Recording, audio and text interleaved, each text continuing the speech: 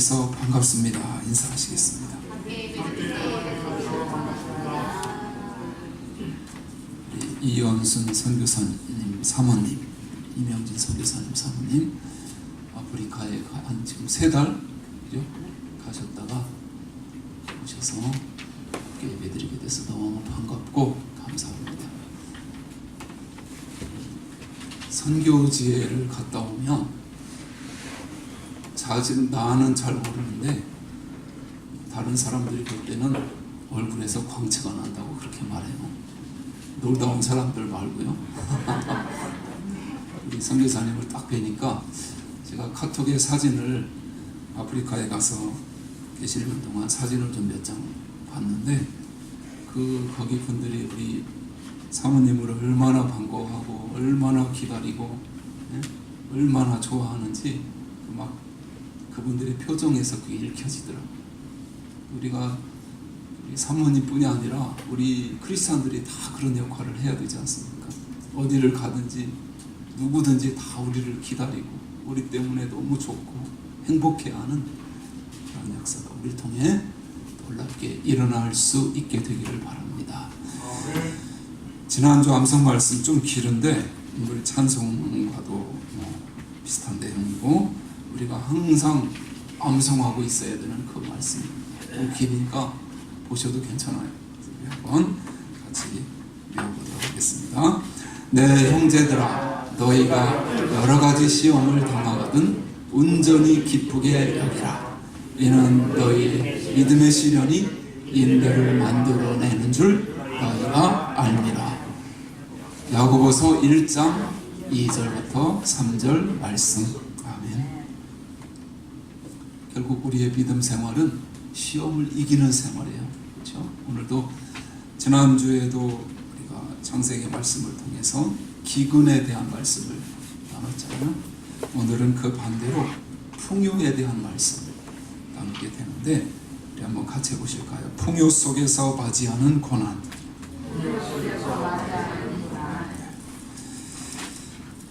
우리는 기근이 우리에게 문제를 가져온다고 생각합니다. 그래서 우리가 늘 바라는 것이 무엇인가요? 우리는 우리 삶에서 기근이 물러가고 풍요가 찾아오기를 소원하며 그것을 위해서 기도합니다. 사실 물질의 부족이 우리에게 크나큰 시험이 될 수 있습니다. 왜냐하면 삶이 어렵고 궁핍해질 때 우리의 영혼이 메말라치기 때문입니다. 몸이 영혼의 영향을 받지만 우리 영혼도 몸의 영향을 받습니다. 건강이 상하면, 몸에 병이 들면 모든 게 다 귀찮아지는 것이지 않습니까? 그래서 우리는 몸도 건강하도록 잘 관리해야 되고 아울러서 우리의 영혼도 정말 주님이 주시는 힘과 능력으로 강건해져서 오늘 우리 할렐루야 찬양대가 찬양한 것처럼 시험을 당할 때 주님의 도우심으로 그 시험을 이기는 역사가 우리 안에 일어나야 할 줄로 믿습니다. 그렇다고 시험이 반드시 기근을 통해서 오는 것만은 아닙니다. 놀랍게도 시험은 종종 풍요 가운데서 우리의 인생에 찾아오기도 합니다. 이것이 바로 오늘 본문이 우리에게 말하고자 하는 메시지입니다. 즉 풍요가 우리의 삶에 시험이 될 수도 있다는 사실을 우리는 기억해야 합니다. 앞에서 살펴보았듯이 약속의 땅에 기근이 찾아왔어요. 아브라함은 그 시험에 올바로 대처하지 못했습니다. 그래서 믿음 없이 애굽 땅으로 내려갔다가 사라 문제로 바로에게 거짓말을 하게 됩니다.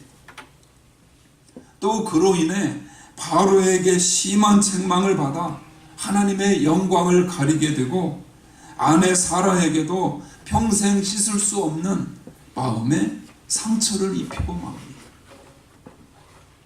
하나님은 아브라함의 잘못된 행동을 통해서 우리의 삶에 찾아오는 기근에 어떻게 대처해야 하는가를 가르쳐 주셨습니다. 그러나 오늘 본문에서는 삶의 또 다른 시험, 즉 풍요에 대해서 말씀해 주고 있습니다. 하나님의 은혜로 애굽에서 구원받은 아브라함은 다시 약속의 땅에 돌아와서 하나님을 예배하며 올바른 신앙의 길로 들어섭니다. 그래서 하나님은 그에게 복을 주셨고 그는 점점 부자가 되어 갑니다. 하지만 늘어나는 물질로 말미암아 가족 간에 문제가 생기기 시작했습니다. 오늘 13장 6절 본문 창세기 13장 6절 한번 같이 읽습니다.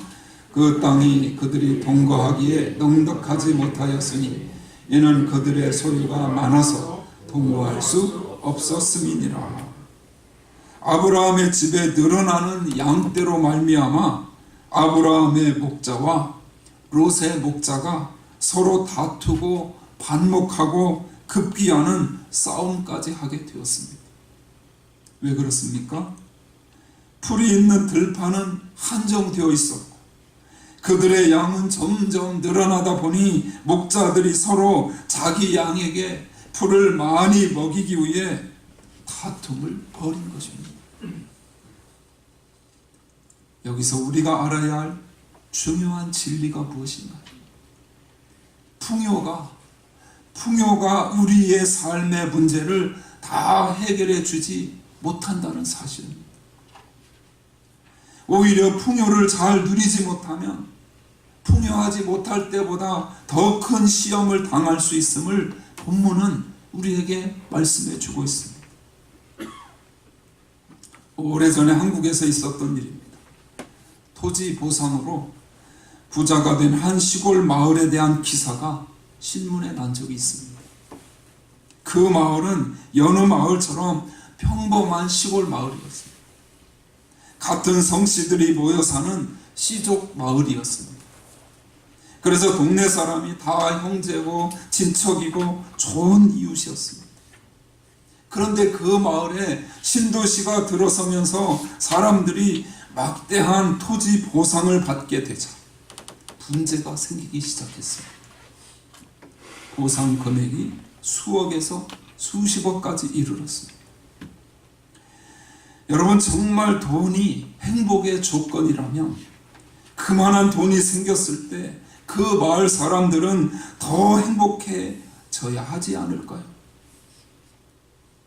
그런데 친척들 간에 더 많은 돈을 차지하기 위해 서로 고소하고 평생 살아온 노 부부가 이혼을 하고 결국 형제가 형제를 죽이는 살인극까지 벌어지고 말았습니다. 결국 온 동네가 파탄이 나고 만 것입니다. 대부분의 사람들은 물질의 풍요가 삶의 모든 문제를 해결해 줄 수 있다고 믿고 있지만 그 반대의 경우를 너무나 쉽게 찾아볼 수가 있습니다.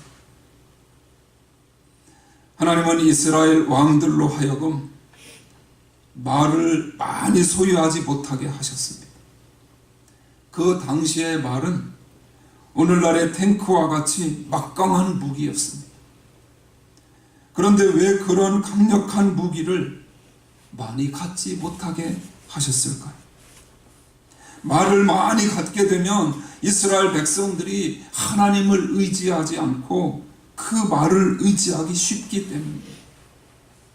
이것이 바로 물질의 위험입니다.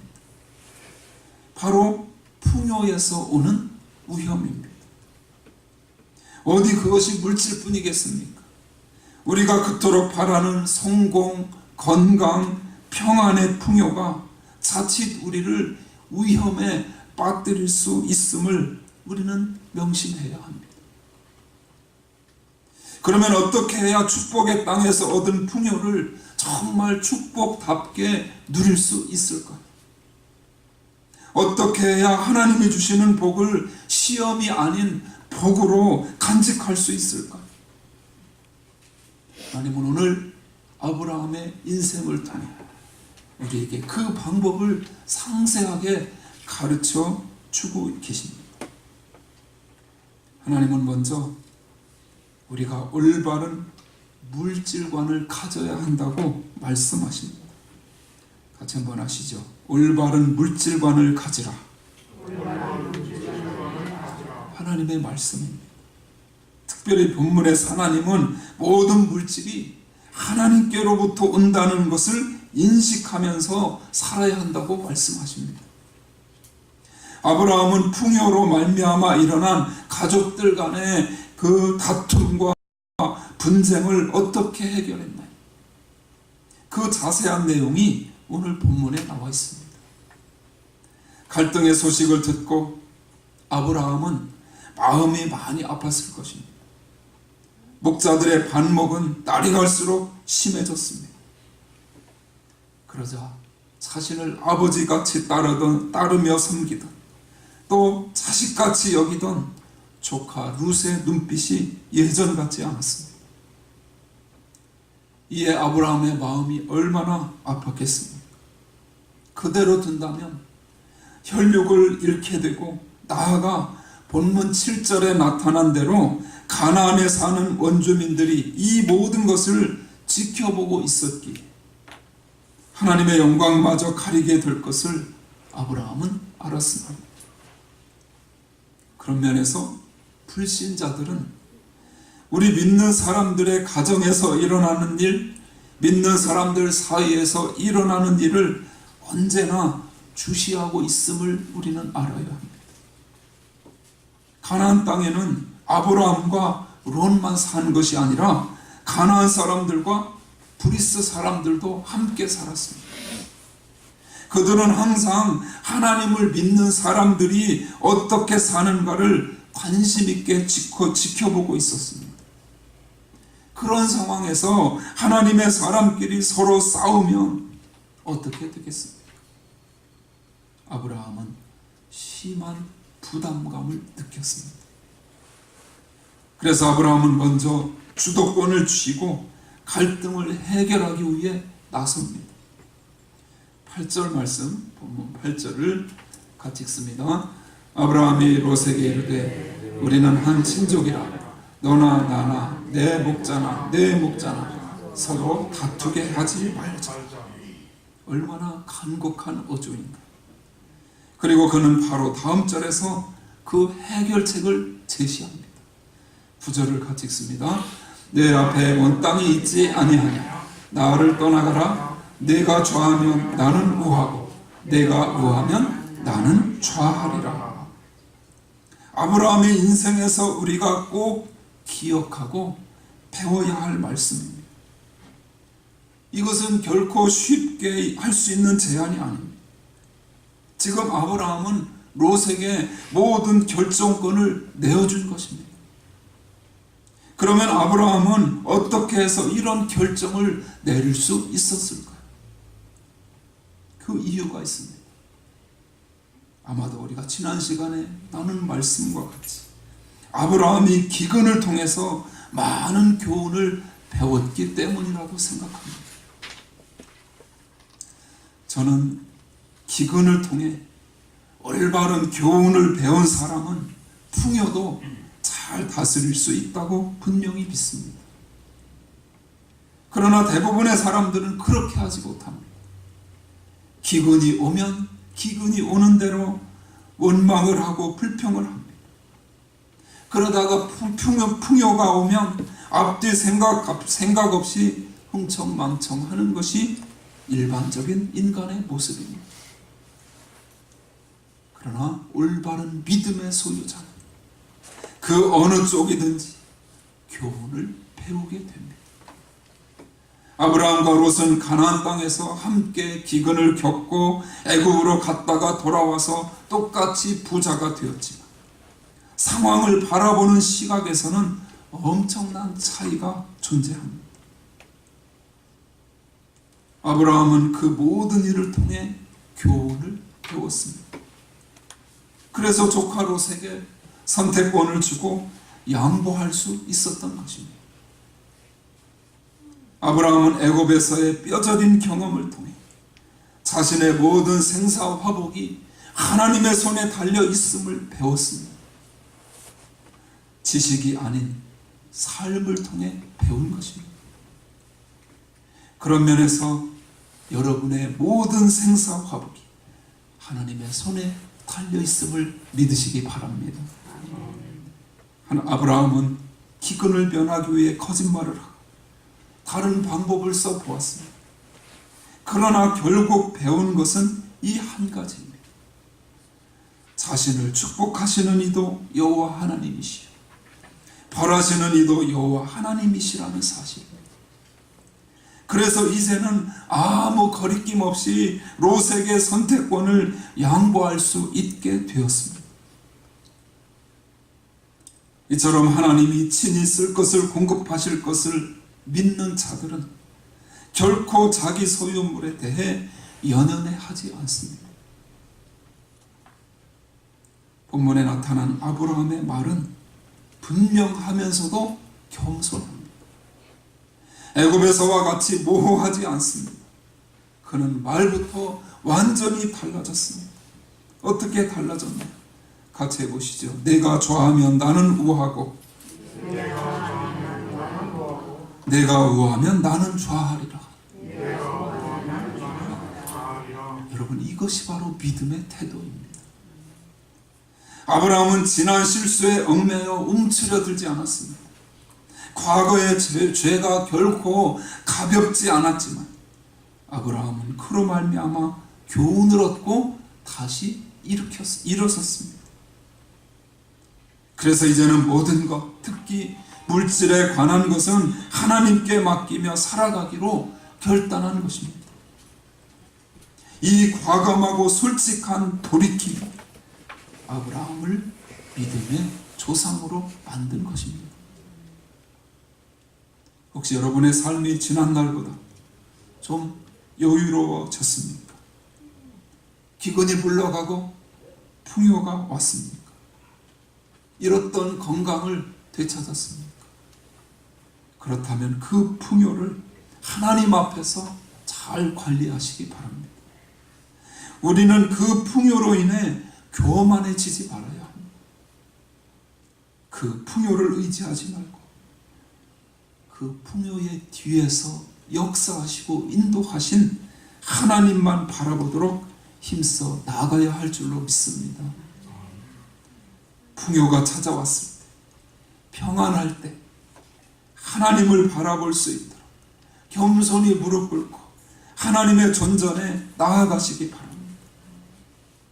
하나님이 주시는 풍요를 계속 누리기를 바란다면 모든 물질이 하나님께로부터 온다는 사실을 마음 깊이 새기시기 바랍니다. 두 번째로 오늘 본문이 우리에게 가르쳐주는 것은 하나님이 약속하신 땅에서 하나님이 주신 풍요를 계속 누리기 원한다면 하나님이 주신 복을 관대하게 나누어야 한다는 것입니다. 우리에게 물질을 주신 분이 하나님이심을 믿는다면 당연히 이런 삶을 살 수밖에 없습니다. 가난하든지 부하든지 우리는 나누고 살아야 합니다. 왜냐하면 우리 주변에는 늘 나보다 못한 사람이 있기 때문입니다. 가난하다고 해서 나누지 못하는 것이 아닙니다. 주위를 둘러보면 언제나 나보다 못한 사람이 있기 마련입니다. 우리는 그들에게 나누어야 할 책임이 있습니다. 사실 우리가 소유한 모든 것은 다 하나님께로부터 온 것입니다. 우리는 그저 청지기일 뿐입니다. 우리가 정말로 청지기인 것을 인정한다면 또한 하나님의 물질을 잠시 관리하는 관리자인 것을 안다면 우리가 그분의 뜻을 따라 물질을 사용하는 것은 너무나도 당연한 일입니다. 하나님은 항상 자신의 뜻에 따라 물질을 사용하는 자들에게 더 많은 것을 맡기십니다. 사도 바울은 이 진리를 고린도후서 9장 6절에서 이렇게 표현했습니다. 나눠드린 프린트물 뒤에 고린도후서 9장 6절 같이 읽습니다. 이것이 곧 적게 심는 자는 적게 거두고 많이 심는 자는 많이 거둔다 하는 말이로다. 정말 이 말씀을 믿으신다면 하나님의 나라를 위해 정말 우리는 믿음으로 심을 수 있어야 합니다. 하나님이 살아계시다는 것을 믿는다면 하나님의 나라와 하나님의 영광을 위해서 우리는 믿음으로 심을 때 하나님은 많은 축복의 일들로 우리에게 갚아주실 줄로 믿습니다. 사실 아브라함은 자신의 것을 얼마든지 움켜쥘 수 있었습니다.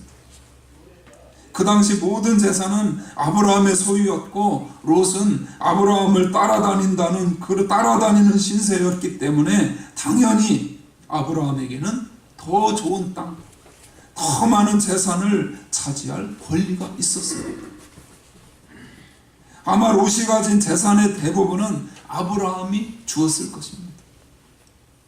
하지만 오늘 본문에 따르면 아브라함은 양보하는 삶을 살았습니다.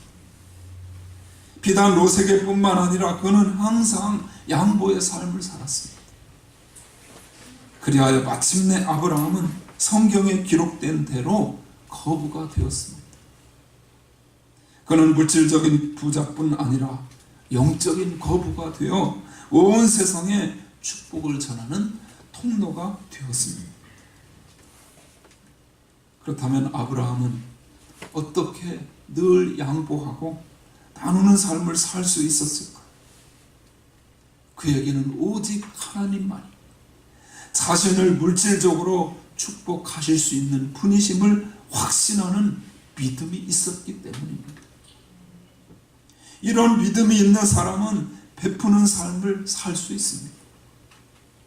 그리고 드리는 일에 풍요로울 수 있습니다. 그렇기 때문에 헌금 생활이 달라집니다. 성경은 헌금 생활을 굉장히 강조합니다. 물론 헌금을 잘한다고 해서 그 사람이 반드시 신앙적으로 완벽한 사람이라고 할 수는 없습니다. 하지만 정말 믿음이 좋은 사람은 한 가지 관문을 반드시 넘어서야 하는데 그게 바로 헌금 생활입니다.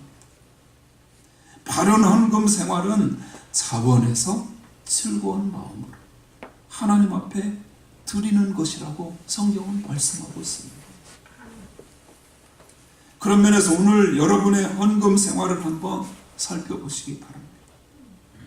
여러분의 물질에 대해서 하나님께 평가를 받아보시기 바랍니다. 과거보다 형편이 나아졌습니다. 그렇다면 지금 여러분의 마음 상태는 어떠신가? 혹시 느슨해지지는 않았는지 한번 확인해 보십시오. 오히려 어려울 때는 하나님 앞에 잘 드립니다. 그런데 돈이 모이기 시작하면 그때부터 인색해집니다. 그것은 사탄의 괴계라 할 수 있습니다. 오늘 롯이 바로 그러한 삶을 살았습니다. 그러다가 결국에는 아무것도 없이 빈손으로 소돔을 떠나게 되었습니다. 그 끝이 얼마나 비참한가요? 오늘 본문에서는 아브라함의 선택뿐만 아니라 롯의 선택도 보여줍니다. 롯은 물이 넘쳐 흐르고 땅이 기름진 요단 계곡을 바라봅니다. 그곳은 마치 에덴 동산과 같았다고 말하죠. 그러나 본문은 그 땅에 대해 슬쩍 한마디를 던져줍니다. 우리 10절 말씀 같이 읽습니다. 이에 롯이 눈을 들어 요단 지역을 바라본즉 소알까지 온 땅에 물이 넉넉하니 여호와께서 소돔과 고모라를 멸하시기 전이었으므로 여호와의 동산 같고 애굽 땅과 같았더라. 성경은 롯의 선택에 대해 아무런 언급도 하지 않고 그냥 한마디만 슬쩍 던져줍니다. 무슨 말인가요? 겉으로 보기에는 여호와의 동산 같고 애굽의 땅같이 기름지지만 그 속에 뭔가가 있다는 말입니다. 그런 의미입니다. 본문 13절에서는 소돔과 고모라가 당시에 이미 악한 도시였다고 말하죠. 소돔 사람은 악하여 여호와 앞에 큰 죄인이었더라 말씀합니다.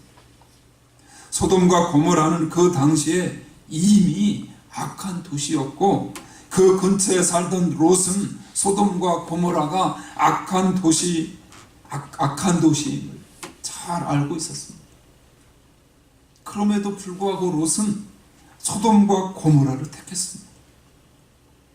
왜 롯이 소돔과 고모라를 선택했을까? 그의 눈은 이미 하나님이 주신 비전보다는 세상적인 것에 쏠려 있었기 때문에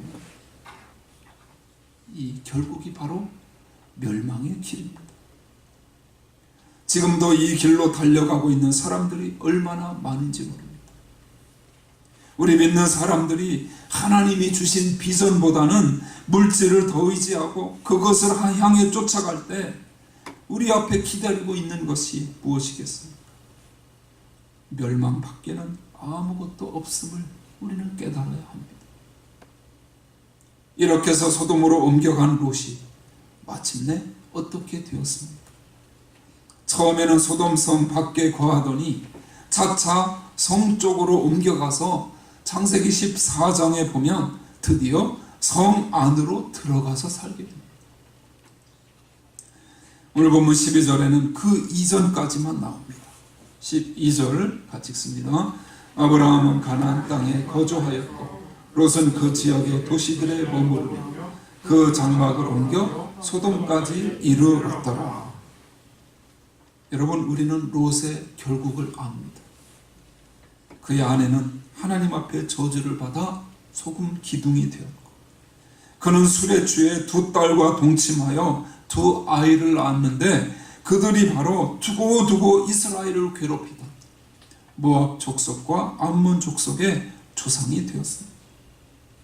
이 얼마나 큰 저주인가요? 똑같이 하나님께 부름을 받았고 똑같이 물질적으로 복을 받았습니다. 하지만 아브라함은 믿음의 조상이 된 반면 롯은 저주의 조상이 되고 말았습니다. 본문은 이런 일이 얼마든지 가능하다고 말씀하고 있습니다. 믿음으로 살지 않고 보이는 것을 따라 살면 당장은 성공하는 것 같아도 결국 멸망하고 맙니다. 종교개혁자 칼빈은 이 구절을 이렇게 해석했습니다. 롯은 낙원에 거하는 것 같이 생각되었는지 몰라도 결국 그는 지옥 바다까지 내려가고 말았다. 그런 면에서 지금 여러분의 삶은 무엇에 의해 좌우되고 있습니까? 여러분은 믿음으로 하나님을 바라보며 사십니까? 혹 이 땅에 보이는 것만을 바라보고 살지는 않으십니까? 물질에 대한 욕심 때문에 롯처럼 조금씩 세상 속으로 나아가고 있지는 않습니까? 우리는 자칫 잘못하면 그렇게 살기 쉽기 때문에 하나님은 이 말씀을 성경에 기록해 주신 것입니다. 이것은 우리 모두를 위한 말씀입니다. 정말 풍요를 누리며 살기 원한다면 물질을 섬기지 말아야 합니다. 오히려 물질의 주인이 되어서 물질을 다스릴 수 있어야 합니다. 그렇게 할 때 물질의 축복을 마음껏 받아 누릴 수 있다. 하나님이 축복해 주시지 않겠습니까? 하나님이 여러분에게 주신 물질은 결코 여러분 한 사람만을 위한 것이 아닙니다. 우리는 그 물질을 나눌 수 있어야 합니다. 오늘 아브라함의 삶이 바로 그런 삶이었습니다. 하나님은 디모데전서 6장 17절로 19절에서 이에 대한 너무 귀한 말씀을 해주십니다. 우리 디모데전서 6장 17절 19절 같이 읽습니다. 내가 이 세대에서 부한 자들을 명하여 마음을 높이지 말고 정함이 없는 재물에 소망을 두지 말고 오직 우리에게 모든 것을 후히 주사 누리게 하시는 하나님께 두며 선을 행하고 선한 사업을 많이 하고 나누어주기를 좋아하며 너그러운 자가 되게 하라. 이것이 장래에 자기를 위하여 좋은 터를 쌓아 참된 생명을 취하는 것이니라. 이보다 더 어떻게 자세히 말씀해 줄 수 있겠습니까? 오늘 본문 14절로 17절에 보면 롯이 떠난 후에 허탈해하는 아브라함에게 하나님이 나타나셨습니다. 세상을 쫓아 사는 사람들이 더 많은 이익을 얻고 믿음으로 사는 우리가 손해를 보는 것 같은 때 하나님은 비로소 우리에게 나타나십니다. 그리고 말씀해 주시는 것입니다.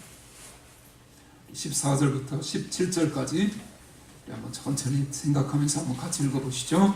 롯이 아브라함을 떠난 후에 여호와께서 아브라함에게 이르시되 너는 눈을 들어 너 있는 곳에서 북쪽과 남쪽 그리고 동쪽과 서쪽을 바라보라.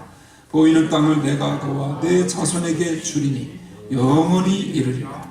내가 내 자손이 땅의 티끌 같게 하리니 사람의 땅의 티끌을 등이 셀 수 있을진데 내 자손도 세리라. 너는 일어나 그 땅을 종과 횡으로 두루 다녀보라. 내가 그것을 내게 주리라. 여기서 아주 극명한 대조를 우리는 발견할 수 있습니다. 롯은 스스로 눈을 들었습니다. 그러나 아브라함은 하나님이 눈을 들라고 말씀하십니다. 롯은 요단 들만 바라봤습니다. 그러나 아브라함은 하나님이 동서남북을 바라보라고 하십니다. 롯은 요단 들만 차지했지만 아브라함은 하나님이 그에게 보이는 땅을 전부 다 주겠다고 말씀하십니다. 언제까지요? 영원히 이르리라. 15절 끝에 영원히 이르리라고 말씀합니다. 롯은 스스로 취했지만 아브라함은 하나님이 주시기를 기다렸습니다. 그 결과는 하늘과 땅 차이입니다. 그런 면에서 하나님은 믿음으로 사는 사람들을 결코 실망시키지 않으십니다. 아브라함은 그 신실하신 하나님을 믿었습니다. 그래서 그는 그토록 관대한 삶을 살 수 있었던 것입니다. 사랑하는 여러분, 우리의 인생길에는 복의 길이 있고 저주의 길이 있습니다. 생명의 길이 있고 사망의 길이 있습니다.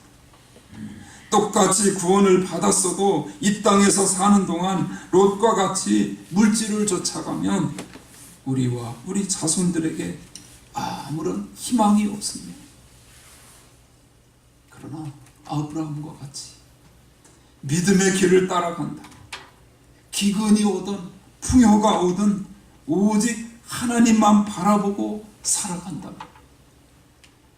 우리는 하나님의 복을 누리고 나누며 그 복을 전하는 복의 통로로 살아가도록 하나님이 축복해 주실 줄로 믿습니다.